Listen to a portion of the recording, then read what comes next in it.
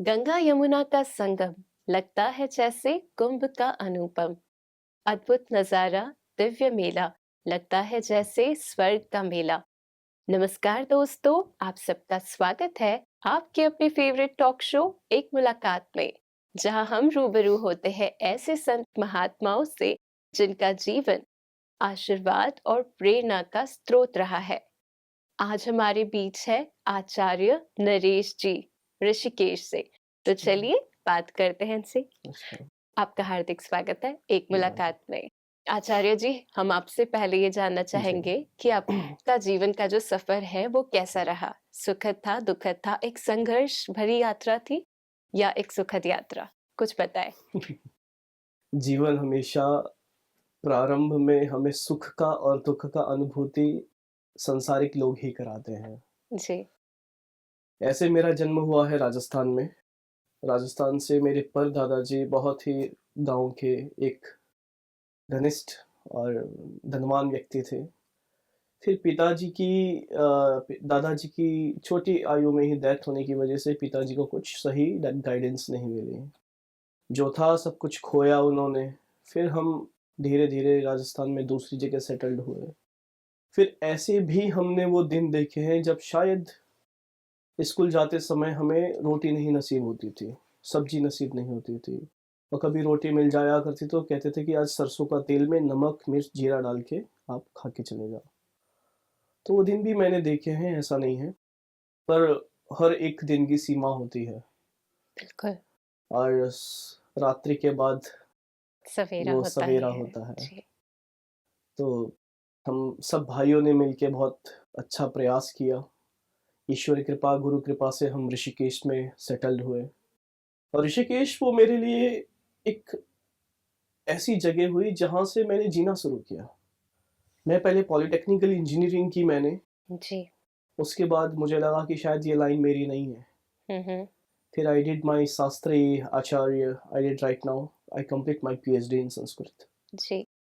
And अब बहुत ईश्वर की कृपा से हितम वैदिक अनुसंधान पीठम के द्वारा हमारे पास जो संस्था है जिसमें 300 से भी ज़्यादा ब्राह्मण जिनके लिए हम प्रयास कर चुके हैं बाहर विदेशों में जॉब के लिए, जी। जो सब के सब संस्कृत से पढ़े हुए हैं। जी। आयुर्वेदा, पंचकर्मा, जो हमारा एक सनातन धर्म की जो मूल जी। जी। चीज़ें हैं, हम उनको हर जगह भेजने का प्रयास कर रहे हैं ताकि सरल तरीके से लोगों को मिल सके। जी।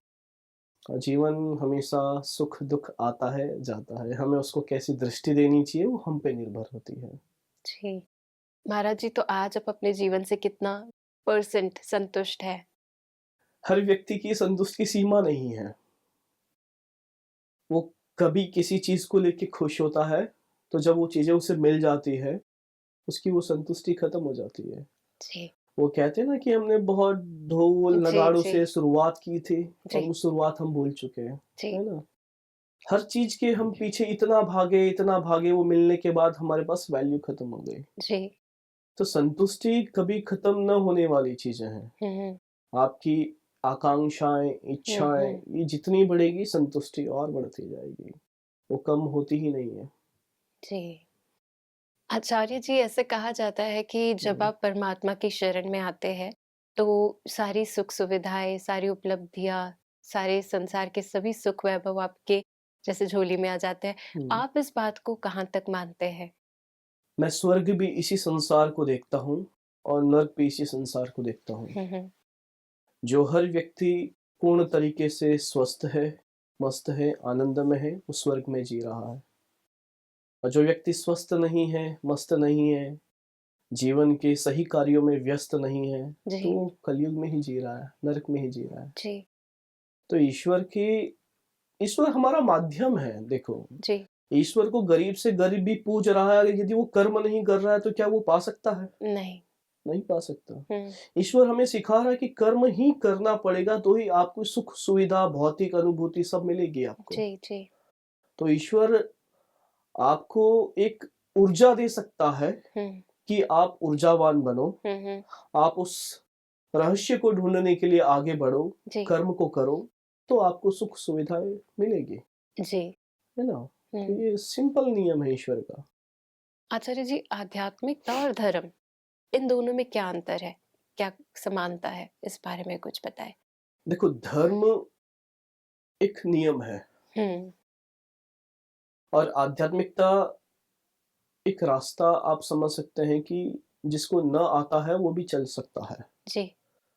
धर्म की नीति, नियम, कानून सब कुछ है, हमें उसका परिवहन करना ही पड़ेगा। हम्म। तभी हम लोग धर्म की परिभाषा देखो, हम सिर्फ पूजा, पाठ, पद्धति इन सब चीज़ों से नहीं जोड़ सकते। जी। धर्म का मतलब है, यदि मेरे आँखों के सामने कोई व्यक्ति भूखा है जी। और मेरे पास कुछ देने के लिए है, तो मुझे वो जी। देना चाहिए उस समय, वो मेरा धर्म जी। जी। है ना? कोई डूब रहा है, मैं बचाने की कोशिश करूँ, वो मेरा धर्म है। जी। चाहे कोई भी हो, चाहे मेरा परिवार का हो, चाहे बाहर का हो। जी। तो धर्म का संबंध हमेशा नीतियों से चलता है कि नीति मतलब किसका भला हम कर सकें, वो धर्म राइट। है। और आध्यात्मिकता, आप अपने और को, अपनी आत्मा को, स्वयं को इंट्रोवर्ट करके अंदर ले जा करके आपकी जी। मन शांति के लिए, वो आपके लिए एक रास्ता है। जी। तो आध्यात्मिकता केवल मंदिर मस्जिद में जाना, बाहरी क्रियाओं को करना ही नहीं है, अपने भीतर जाना है बिल्कुल है। बेसिकली। देखो, वहाँ जाना एक ज़रूरी भी है, हम्म। क्योंकि वो एक जो नहीं जानता है, जी। वो सीखेगा राइट। कि हमें ऊर्जा से कहाँ मिल सकती। अब आप जी। देखिए, पूजा पद्धति पाठ एक धीरे-धीरे जो शुरुआत में कोई करता है, जी। उसको बहुत अच्छा लगता है। फिर वो धीरे-धीरे जी। ज्ञान की तरफ बढ़ता है, जी। जी। भक्ति की तरफ बढ़ता बिल्कुल। है ना? राइट। उसके स्टेप छूटते जाते हैं। राइट। राइट। उसका क्या है, वो एक पाथ है धीरे-धीरे आगे बढ़ने जी। का। जी। जी। तो ये रास्ते हैं जो हमें इस आध्यात्मिकता की ओर बढ़ाते हैं। जी। जी। आचार्य जी, आपके जीवन का विजन क्या है? जैसे आपने पॉलिटेक्निक इंजीनियरिंग करके जी। फिर आपने अपनी दिशा को बदल दिया, उसका कारण क्या था? और आगे के लिए आपका जीवन का विजन क्या देखते हैं आप? मेरा सबसे बड़ा बदलने का कारण ये था कि मैं शायद संतुष्ट नहीं था उस चीज़ से, हुँ। कि मेरे लिए वो चीज़ नहीं बनी जिसके पीछे मैं भाग रहा हूँ। जी। क्योंकि मैं देख रहा था कि हर व्यक्ति उस लाइन में था जिनसे उन सबसे मिला मैं। जी। जी। अभी right now I am running also 2 hotels, 1 cafe. Okay. वो मेरी साइड बिज़नेस, साइड इनकम है, जी। जी। जिसकी वजह से मुझे किसी धर्म के नाम पे किसी से माँगना ना पड़े। तो मैं राइट। अपने कर्म के द्वारा वो सब काम करने की कोशिश करता हूँ, जी। जी। कि अच्छे तरीके से हम लोग किस हुँ। तरीके से हम कर सकते हैं वो करूँगा। मुझे जी। किसी का दान नहीं चाहिए, तन, मन, धन से है ना? स्वयं ही। हाँ, मुझे हुँ। जो करना है खुद के ही कर्मों के द्वारा अच्छा जी। करना है। जी। जी। मूल जो मेरा सिद्धांत है, जो मैं अभी लेके चलता हूँ, हुँ। मैं देखता हूँ कि व्यक्ति 9 साल की उम्र में उसका परिवार अपने बच्चे को गुरुकुल में छोड़ के आता है। हुँ। हुँ। गुरुकुल में छोड़ने के बाद वो कई सालों तक, 13 से 14 साल तक अपने जीवन को वहीं व्यतीत करता है। जी। माता से दूर, जी। पिता से दूर, जी। पारिवारिक सुख शांति सबसे दूर। जी। क्या वो 2 रोटी घर में अच्छी खाने का अधिकारी नहीं था? था ना। बिल्कुल। वो भी जी सकता था अपने घर में। राइट। पर उसने क्या कहा, नहीं मुझे संस्कृत पढ़ना है, जी। मुझे आचार्य बनना है, शास्त्री करना जी। है, जी। मुझे धर्म की सारी ग्रंथों को पढ़ना है, ताकि मैं हुँ। आने वाले समय में अच्छे लोगों को ये सही ज्ञान दे पाऊँ। जी। पर क्या हम उनका उस तरीके से सोच पाते हैं? आज शादियों में क्या उन ब्राह्मणों को क्या वो उचित दक्षिणा मिल पाती है? कई साल उन्होंने अपने घर से दूर रहने के बाद भी उन्हें वो जी। सब कुछ हम नहीं दे पा रहे हैं। जी। तो आने वाले समय में जो गुरुकुल परंपराएँ जो ख़त्म होती गई, क्यों कहीं पूरी तो ख़त्म ना हो जाएगी वो? जी। यदि आप किसी एक ब्राह्मण के परिवार से पूछेंगे, तो वो अपने बच्चे को कभी ब्राह्मण नहीं बनाना चाहेगा, हुँ। हुँ। जो शास्त्री वाला हो, कर्मकांडी ब्राह्मण बिल्कुल नहीं बनाना जी। चाहेगा। वो जी। चाहेगा मेरा बच्चा इंग्लिश मीडियम में पढ़े, कुछ जी। डॉक्टर बने, कुछ जी। इंजीनियरिंग बने, जी। क्योंकि वो उस चीज़ों को, दुःख को भोग चुका है ना, राइट। कि उसकी वैल्यू नहीं हो रही है किसी चीज़ पे भी। हुँ। हुँ। हुँ। तो मेरा बस एक यही उद्देश्य है कि किसी भी प्रकार से ये जो इतने संस्कृत पढ़-पढ़ करके अपना जीवन लगा रहे हैं, उनके लिए जी। कुछ कर पाऊँ, तो ईश्वर कृपा है बस। बहुत ही श्रेष्ठ विचार है आपका। आचार्य जी, अब हम आपसे ये भी जानना चाहेंगे कि जैसे आजकल के युवा जी। जो है, उनके लिए आप क्या कहना चाहेंगे? क्योंकि वे हमें सबसे ज़्यादा, एक तो सबसे ज़्यादा पावर भी वही होल्ड करती है और साथ में सबसे ज़्यादा दिशाहीन आज वही है। तो उन्हें एक सही मार्ग दिखे, वो अध्यात्म की तरफ और आगे बढ़े, इसके लिए आपके क्या सुझाव है? आज का युवा अध्यात्म की ओर बढ़ रहा है। मैं सच बता रहा हूँ मैं आपको। जी। हुँ। जितना बीता हुआ शायद जो कल गुज़रा जी, जी। 90s के 97, 90 वाले बच्चे, जी। आज वाले ज़्यादा हैं। हुँ, हुँ। क्योंकि उन्होंने छोटी ही उम्र में उम्मीदें खो दी हैं। जी। हुँ, हुँ। उनको जीवन का रास्ता नहीं दिख रहा है। उसे शायद लग जी, रहा है कि शायद मैं ईश्वर की तरफ जाऊँगा तो मुझे एक रास्ता दिख जाए। जी, वो अपने दिल तोड़ के पहले से बैठे हुए हैं। जी, शरीर, मानसिक विचार सब तोड़ के बैठे जी, हुए हैं कम जी, उम्र में। जी, जी। लास्ट में उसको ईश्वर ही दिखता है हुँ, हुँ। कि नहीं मैं किसी भी तरीके से अपने मन को शांत करूँ, बोझ को शांत करूँ। राइट। पर हमें युवाओं को एक दिशा नहीं देंगे ना, हुँ, हुँ। आने वाला हमारा भारत दिशा विहीन हो जाएगा, जी, बिल्कुल। है ना? तो ये मोस्ट इम्पोर्टेंट चीज़ है, शुरुआत हुँ, कहाँ से हुँ। होनी चाहिए? अपने घर से होनी चाहिए। हुँ, हुँ। हम कितने युवाओं की एक वो बना सकते हैं, 2, 4, 10, 20, 100 जी, यदि घर से ही शुरू होगा तो शायद वो भटकेगा ही नहीं। बिल्कुल। माता-पिता को अपने बच्चे को समझने की आवश्यकता है, ना कि राइट। उनके ऊपर हाइपर होकर के उनको अपने अकॉर्डिंग गाइडेंस देने की नहीं। हुँ, उनको हुँ, रास्ता हुँ। ठीक है, बच्चा आपको ये रास्ता पसंद है, इसके ये फैक्ट्स हैं, जी। फैक्ट्स बताइए, अगर हुँ, आप इस हुँ। लाइन में जाना चाहते हो, ये आपकी हो सकती है, ऐसे जी, हो सकती है। जी। गाइडेंस नहीं मिलेगी तो हुँ, हुँ। दिशाहीन तो होना ही है। जी। आचार्य जी, जब आपने भी इस मार्ग को चुना कि जी। आपको संस्कृत में और स्टडी करनी है, आगे जाना है और आपने इंजीनियरिंग को छोड़ा, तो क्या आपके पेरेंट्स का सपोर्ट इस डिसीज़न में आपके साथ था? मेरे पेरेंट्स तो शुरू से ही चाहते थे। अच्छा, हम 4 भाइयों में से 6 भाई हैं हम, उनमें से 4 भैया को ट्राई कर चुके थे कि कोई एक तो संस्कृत की लाइन में जाए अच्छा। और सब हॉस्टल छोड़ के वापस आ गए, गुरुकुल छोड़ के। ओके। एंड जिससे उम्मीद नहीं थी जी, जी। कि अब ये क्या जाएगा? हुँ, हुँ। और उस जगह पे मैं गया ओके। कि हुँ। मुझे लगा कि नहीं, मेरा मन कर रहा है जाके देख लें क्या चीज़ है ये। जी, जी। हुँ, हुँ। तो परिवार का तो देखो बच्चों के प्रति आजकल इस लाइन के लिए सपोर्ट नहीं होता जी, जी। हुँ। है ना? कि वो कोई भी परिवार नहीं चाहता है कि मेरा बच्चा साधु, सन्यासी जी, या कुछ ऐसा बने। राइट। तो यहाँ पे आप पेरेंट्स के लिए क्या मैसेज देना चाहेंगे? क्योंकि अक्सर हम देखते हैं पेरेंट्स और चिल्ड्रन इनके बीच में एक जो गैप आ जाता है, कम्युनिकेशन गैप, वो ये मेन कारण होता है कि वो जो पेरेंट्स हैं वो बच्चों को नहीं समझ पाते, उनके जो एम है उसको नहीं समझ पाते और जो बच्चे हैं वो माँ बाप को नहीं समझ पाते। तो यहाँ आप क्या एक सुझाव देना चाहेंगे? बच्चों को हमेशा क्या लगता है, ऐज फैक्टर। जी। मेरे माता-पिता अब काफ़ी एक उम्र के हैं, जी। वो शायद मुझे ना समझ पाएँगे। जी।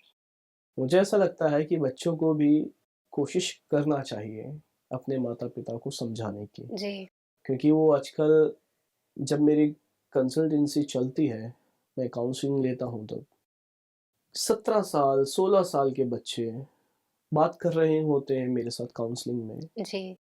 कि माता ऐसे, पिता ऐसे। सबसे बड़ा कारण क्या है? माहौल। जी। जी।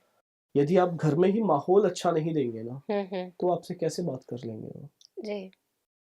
है ना? तो तो एक पेरेंट्स एटमॉस्फेयर। को एक एटमॉस्फेयर ऐसा क्रिएट करना ही चाहिए कि जहाँ मेरा बच्चा अच्छे से रहे, जी। अच्छे से सीखे, जी। खुल के बात करे। राइट। हुँ, हुँ। हम क्या करते हैं, हर चीज़ में डाँट देते हैं। जी, क्या वो जी, ज़रूरत था? जी। नहीं था। हुँ, हुँ, जो हो गया उसे क्या आप दोबारा सही कर सकते हैं डाँट के? नहीं कर सकते। हुँ। गाइडेंस दीजिए। आज ओके। बच्चे बहुत सॉफ्ट हार्टेड हो चुके हैं, जी, बहुत जी। कमज़ोर हो चुके हैं मन से। जी। हुँ, हुँ। धैर्य नहीं है, पेशेंस नहीं है उनके पास, राइट, राइट, है ना? लाइफ़ को अपर ले जाने के लिए सबसे बड़ा चाहिए पेशेंस, वो नहीं है। राइट। तो वो चीज़ एक जी।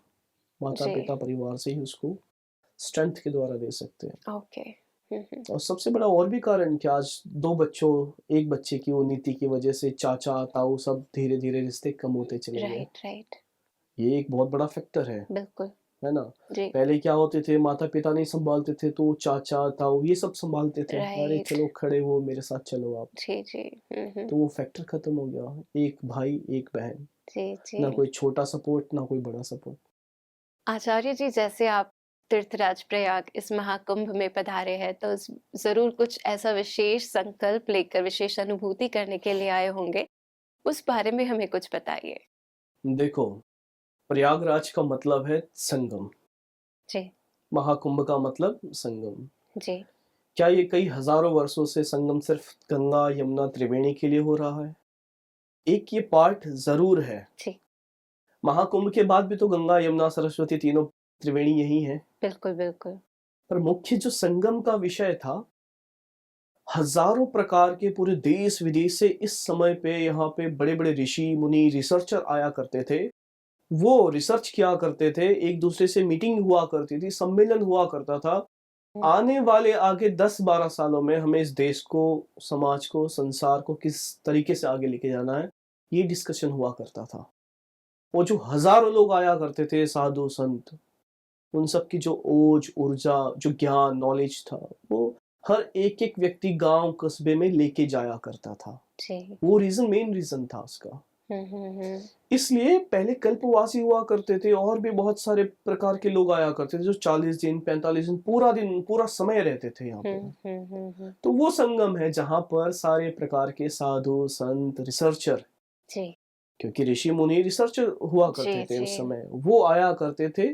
वो रियल नॉलेज देते थे कि आगे आने वाले 12 सालों में हमें ये चीजें समाज के लिए करना है। ओके। ये था रियल फैक्टर संगम का। जी। और मेरा आने का उद्देश्य सिर्फ और सिर्फ एक यही था जी। कि हजारों साधु संतों से मैं मिलने जाऊंगा तो मुझे राम हम्म। जाने कितने समय लग जाएगा। बिल्कुल। तो यहाँ सब जब एक साथ बैठे हैं, मेरे पास बहुत अच्छा समय है, मैं सबसे जाके जी। मिल के आऊंगा। बहुत खूबसूरत। ये था। जी। आचार्य जी, आज आप पहली बार ब्रह्मा कुमारीज के परिसर में आए। क्या आप पहले भी ब्रह्मा कुमारीज के बारे में कुछ जानते थे? मैंने काफी बार स्टेज शेयर किया है हमारा, अच्छा। डिफरेंट डिफरेंट जो प्रोग्राम्स हमने जी। किए हैं हमने। आज जैसे ब्रह्मा कुमारीज के परिसर में, यहाँ महाकुंभ में आपने देखे होंगे कि प्रदर्शनियां और झांकियां लगी है, तो उसके बारे में आपके क्या विचार है? पुराने समय में रामलीला दिखा करके सिखाया जाता था जी। कि राम का चरित्र कैसा जी। है ना। हम्म। और हर प्रकार के जो छोटे कस्बे के लोग हैं, जो छोटे अनपढ़ लोग आप कह सकते हैं, जिनको जी। ज़्यादा किताबों का नॉलेज ना समझ पाए, हम्म। है ना? एक ये झांकी के द्वारा जो आपने यहाँ प्रस्तुति की है, जी। वो बिना बोले भी समझ आती है कि हमें क्या करना चाहिए, क्या नहीं करना चाहिए। जी। ताकि वो हर छोटे से छोटे और बड़े से बड़े व्यक्ति के हृदय में, विचारों में बहुत आसानी से जा सके, वो कार्य यहाँ पे आप लोगों ने किया है। जी। और बहुत प्रशंसनीय है ये कार्य आपका। बहुत बहुत धन्यवाद आपका वैल्यूबल समय आज हमें थैंक यू। देने के लिए, अपने अनुभवों को साझा करने के लिए। Thank you so much. नमस्कार। ओम शांति। स्वागत है आपका ऋषिकेश में कभी भी, थैंक यू जब भी आए जी। आप। दोस्तों, आज की मुलाकात से हमने ये जाना कि संगम केवल 3 नदियों का, गंगा, यमुना और सरस्वती का संगम ही नहीं है। ये संगम आध्यात्मिक ऊर्जा का संगम है, संतों का समागम है, जहाँ पर हम अपनी आत्मा को पवित्र कर सकते हैं, शुद्ध बना सकते हैं। ये एक उत्सव है आत्मा और परमात्मा के मिलन का। तो इस पॉजिटिव मैसेज के साथ में दीजिए हमें विदाई। फिर मुलाकात होगी आपके साथ अगले एपिसोड में एक नई शख्सियत के साथ। तब तक के लिए नमस्कार।